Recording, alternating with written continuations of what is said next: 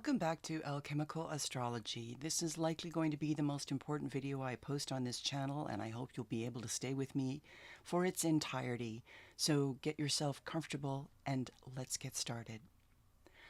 As I record this, we are at the end of the first eclipse season of 2025, marked by a partial solar eclipse in 9 degrees Aries. In the previous video, I summarized the potential influence of the generational planetary transits at a mundane level. We are now going to narrow our focus to the 7th level of visibility to gain a more personal perspective on these celestial mechanics. With this framework in mind, we commence with the visible planet furthest from the Sun, that being Saturn. This is one of the most complicated archetypal energies to fully grasp because of its paradoxical nature. If we are to effectively integrate our own metamorphosis, it is imperative that we understand this energy in all of its presentations. For those of you who are new to this channel, I am a traditional tropical Western astrologer who emphasizes the heliacal cycles in all of my reports. This will become particularly relevant as I move through this presentation. That being said, let's look at how this approach can be applied to Saturn, or Kronos, in Greek mythology. He was the divine descendant of Gaia, earth, and Uranus, sky. The sickle you see in this fresco from Pompeii was used to demonstrate his dual nature. Kronos was the patron of harvest time. You cut wheat with a sickle, but he also used this tool to castrate his father, Galeus, and take over the pantheon of gods until he too was overthrown by his own sons, Zeus, Jupiter, Hades, Pluto, and Poseidon, Neptune. Take a moment to really absorb this plotline because it all revolves around power and control, how it manifests and shifts in a spiral formation.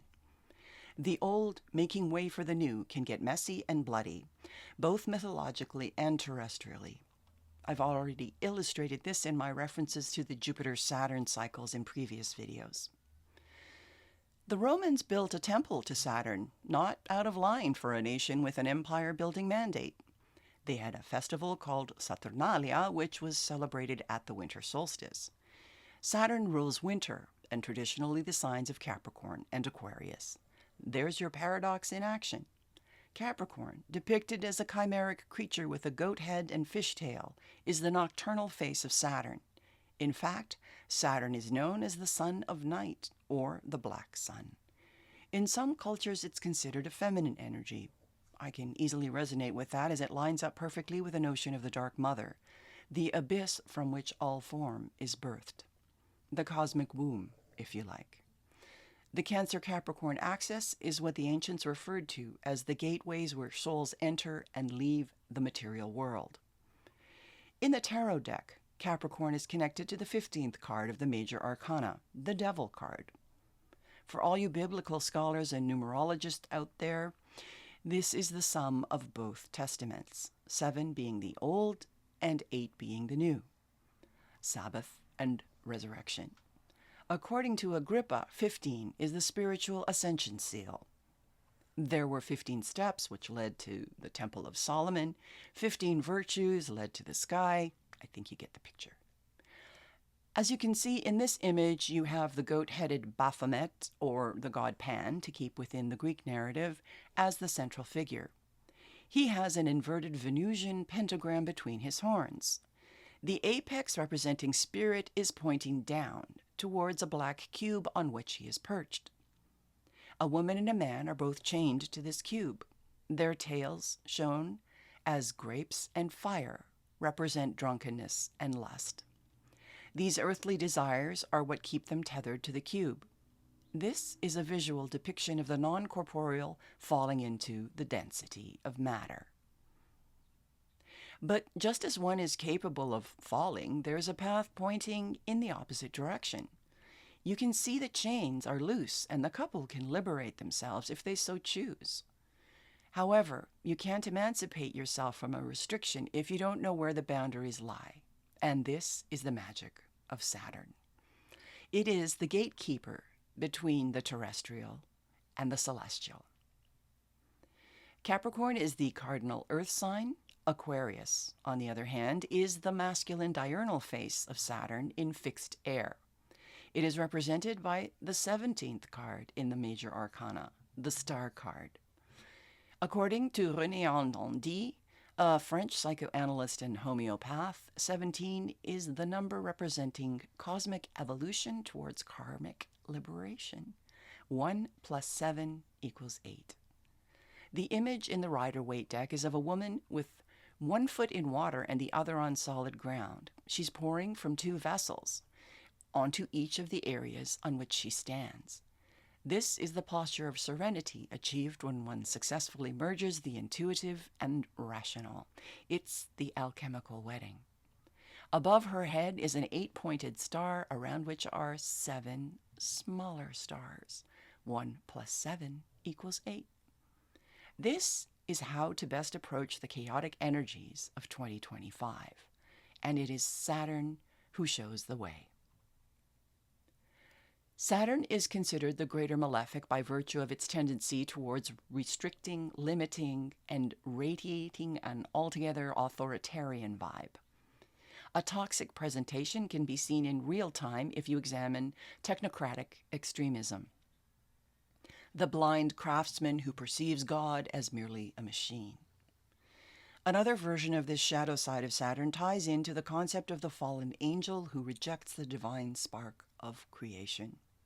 But in the end, you can't have light without dark. In this dimensional reality, we are all directly experiencing. In my view, Saturn and the lesser malefic Mars are the key players when it comes to individuation. Saturn encloses, Mars cuts. It's how form is created out of the void and keeps expansion in check. It's the means by which the cosmos can understand itself. I hope I haven't put you in overwhelm here, but this channel is intended to braid esoteric teachings into a cohesive framework. Whether you specialize in astrology, tarot, or alchemical pursuits, the ultimate goal is the same: a path towards wholeness. Finding the lapis philosophorum, or the philosopher's stone. Alchemy is delineated by, you guessed it, 7 stages. The first process is called negredo, or the blackening. This is Saturn's domain. We associate lead and the color black with this planet. In ancient medical astrology, a preponderance of black bile leads to a melancholic temperament. Saturn on steroids. Too much lead can leave the spirit feeling heavy and forlorn. Balance is the ultimate goal. Now, how do we put this into context regarding our navigation of the first half of 2025? Let's go back to the focus on heliacal cycles. What I'm referring to is a planet's position in relation to the Sun. I described this previously regarding Venus and Mercury, whose orbits are shorter by virtue of being closer to the Sun than is our Earth. Their heliacal risings produce a different face and energy from an archetypal standpoint. That is to say, an evening star presentation is not the same as a morning star presentation. You may have noticed both astrological and astronomical sites alike drawing attention to the planetary parade that occurred end of January and February. 6 planets were lined up in the night sky, meaning they were all on one side of the Sun following the ecliptic path. Here's a photo of the alignment in January taken in Egypt. Venus, Mars, Jupiter, Saturn, Neptune, and Uranus were joined by Mercury for one day a month later. A spectacle like this will not be seen again until 2040. So this is not a common event, to be sure. This string of celestial pearls encompassed 6 zodiacal signs, Aquarius to Cancer. All 4 elements are represented in this procession. What I want you to pay closest attention to is the order in which the planets appear from west to east. This matters, as it's a map to the way in which the energies will play out in the heavens and on the ground. Look who's first up, our good friend Saturn. He's establishing the framework in which the rest of the flow is made manifest. He is in direct motion in the last sign of the zodiac. This factors large to the entire eclipse cycle we just passed through, which produced a cluster of planets parked in Pisces and Aries. the omega and alpha, where the snake eats its own tail. Saturn is about boundaries, and those are tough to establish underwater. In traditional rulerships, this is Jupiter's nocturnal domain. Saturn is doing its best to float in the cosmic amniotic fluid of the mutable water sign, but the terrain is murky and ever-shifting. Next up is Venus. She is exalted in Pisces as she is the lesser benefic in the home of the greater benefic. Creativity and self-expression can reach a peak here. This is about working towards making your heart's desire a reality, but there's a caveat, as Neptune is in the same swimming pool. And in modern astrology, he reigns supreme over these seas. He's the higher octave of Venus, asking you to set the bar up a notch when it comes to self-oriented pleasures. The danger here is letting yourself fall into a state of delusion and caving into the compulsion to cling to old unhealthy patterns when it comes to love and partnerships. And look who pops up fourth in the lineup to bring the mental energy into the space. Uranus, in the fixed earth sign of Taurus. The sky god who can bring about sudden shocking change is on a tight leash, as he's in Venus's domain and he has to play nice, since he is in fall in this sign and is in retrograde motion.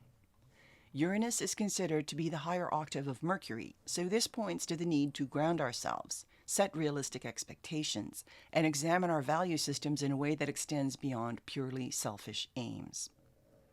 In fifth place during this January roundup, we have the greater benefic Jupiter, retrograding in the sign of the Twins. Jupiter is about expansion, and the mutable air sign is too erratic for Jupiter to establish anything substantial. We can see this with the way information is disseminated in our current times.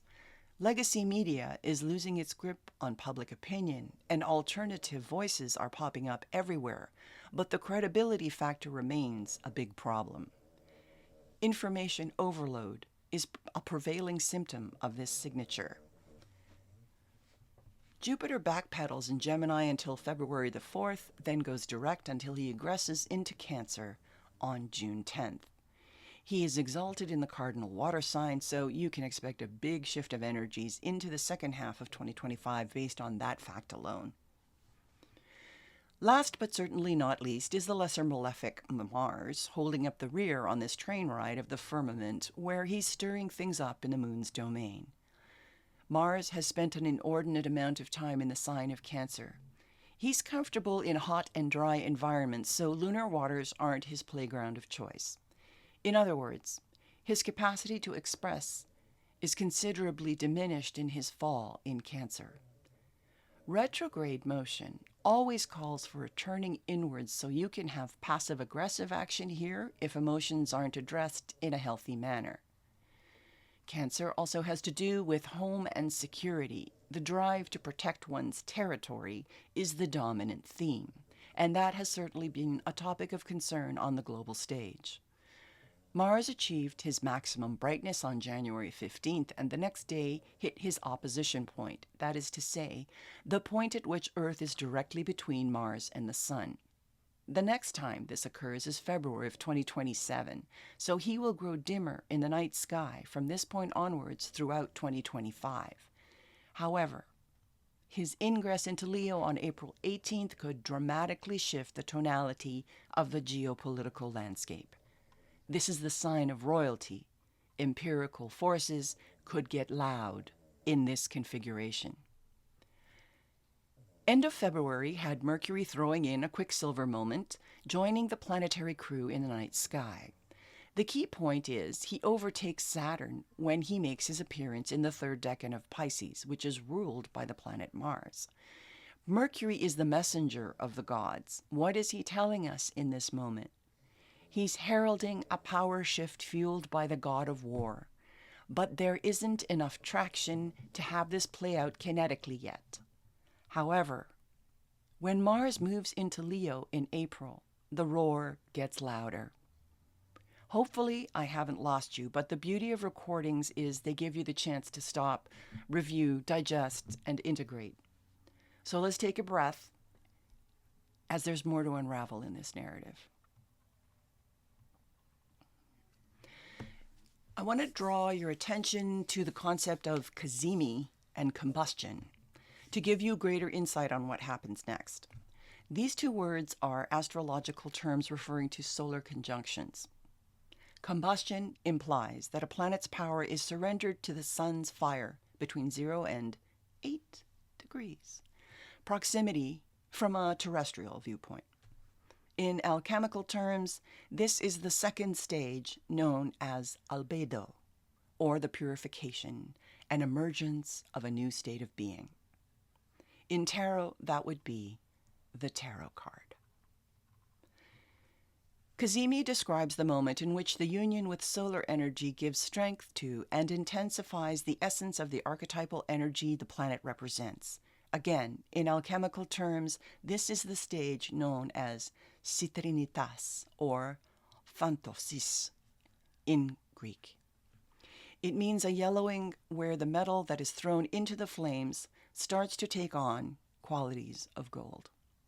It is shown here from the splendor solaris as the drowning king, or for all you Game of Thrones fans, the drowned god worshipped by the Ironborn.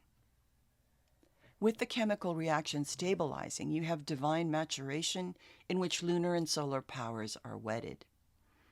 Hold that picture in your mind as I describe to you how the planetary parade is dismantled in the night sky for that purpose.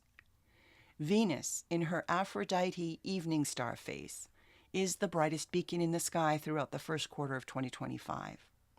She overtakes and surpasses Saturn and Neptune, gathering their energies before the parade begins its dip out of view. The planet that first appears in the parade, Saturn, is also the first to drop out of the sky. Saturn will go combust right after Mercury makes his appearance. On February 28th, Saturn disappeared from the night sky and went combust March 12th. This is the lead being thrown into the fire. Saturn will remain out of view until April 9th, approximately 40 days. There's another biblical reference for you scholars out there. On the 24th of May, Saturn ingresses into Aries. The Lord of Karma is baptized in Piscean waters and reborn in the fire of the first sign of the zodiac. This is the placement that Saturn does not have its greatest potency, or as we astrologers say, is in its fall. There's a lot of karmic cleanup we're going to witness in 2025. Wherever Aries lands in your birth chart is the arena in which this purge plays out for you. Neptune is the next to dip out of sight on March 19th and follows the same transmutation trajectory from Pisces to Aries. However, he ingresses into Aries on March 30th, well before Saturn. It's important to note here that Neptune will not be visible in the night sky of the northern hemisphere until July the 14th. This Saturn-Neptune dance began its new cycle in March of 2023, when they were first co-present in Pisces. They moved from water to fire through to September of 2025 and dipped back again into water from October 2025 to January 2026. In other words, Poseidon keeps dunking his dad's head into the cosmic plasma, and that translates to spirituality and rationality dancing the tango in the heavens. When it happens below the horizon, then it is operating at the subconscious level. The collective will tangibly feel tension between religious and scientific ideologies from 2023 to 2028 as they are reconfigured in real time. Back to the planets dropping below the horizon. Venus and Saturn are good buddies. You might wonder what makes the goddess of love and the Lord of time compatible. Saturn represents structure and order, and Venus has a precise and consistent orbit of 8 years. This is how she carves a 5-petal path in the heavens. Beauty is measurable. Take a look at any Greek statue and you'll see my point. here's a three-dimensional rendering of her path around the sun. She ingressed into Pisces on January 2nd, achieved her greatest elongation on January 10th, and met with Saturn on the 18th in her Aphrodite form, the magnetic receptive goddess. On February 1st, she gracefully did a side stroke to meet Neptune, having received information from both the material and mystical realms. She sticks a toe into Aries on February 4th and shines at her maximum brightness on the 17th. On March 2nd, she began her retrograde motion in Aries and dove out of sight on March 18th with Neptune right behind. She was folded into the heart of the sun where her copper was added to the cauldron and churned until March 22nd, when she was closest to the Earth. On March 23rd, we had a completely new morning star, retrograde Venus, made visible on March 26th. Aphrodite was born out of the sea foam in which Uranus's genitals were thrown when Saturn castrated him. Morning star Venus, as Athena, sprung from Zeus's head. Pretty big shift. Putting my filmmaker's hat on for a moment, I'd mark this as the major plot twist to the storyline.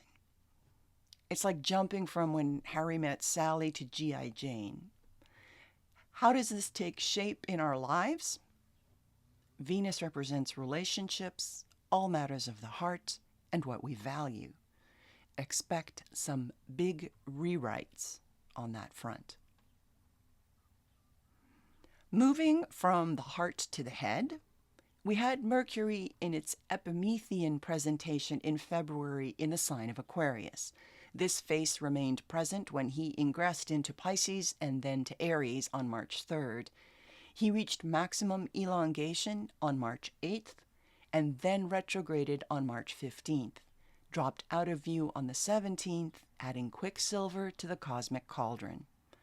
While still in retrograde motion and heated by the sun, he flipped into his Promethean form as a morning star, still out of view. His first day of visibility, April 1st, is back in Pisces, where he will end his retrograde motion on April 7th. Mercury represents communication and commerce. The world will be reeling in the same way Saturn has been with all the dipping into fire and water. There's no real time to breathe or to achieve cohesion while this is playing out. The Promethean Mercury brings rapid change, just like the Titan who introduced fire to humanity. As I mentioned in my title, this ain't no waltz. It's a tango. The push-pull is evident no matter which archetype you are placing your focus. Uranus takes the plunge first week of April and goes combust on May 18th this year when it's furthest from the Earth. It will remain invisible until July 29th.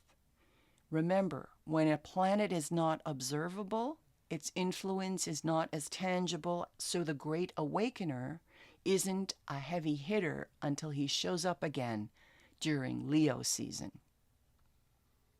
So who remains in the evening star placement? Jupiter and Mars. Iron and tin. Haven't made it into the pot yet. Both planets are in signs they aren't happy to occupy. The great expander Jupiter and the great cutter Mars don't get a lot of juice as they hold up the night sky, while everybody else has made their way to the other side of the sun. Mars has no teeth in the moon's domain. It's pretty hard to slice water. But that changes when he enters Leo on April 18th. Remember that date. Jupiter will only gain traction when he enters Cancer on June the 9th. Nonetheless, the greater benefic and the lesser malefic are holding the space while transmutation is fully underway. We have not reached rubedo, or the reddening. the final stage in the alchemical process of the magnum opus, but based on this presentation, which I hope has given you some further insights into the as above, so below principle, you have some more tools at your disposal to midwife your own transformation into what I like to call cohesive individuation. We are on the precipice of a renaissance worldwide.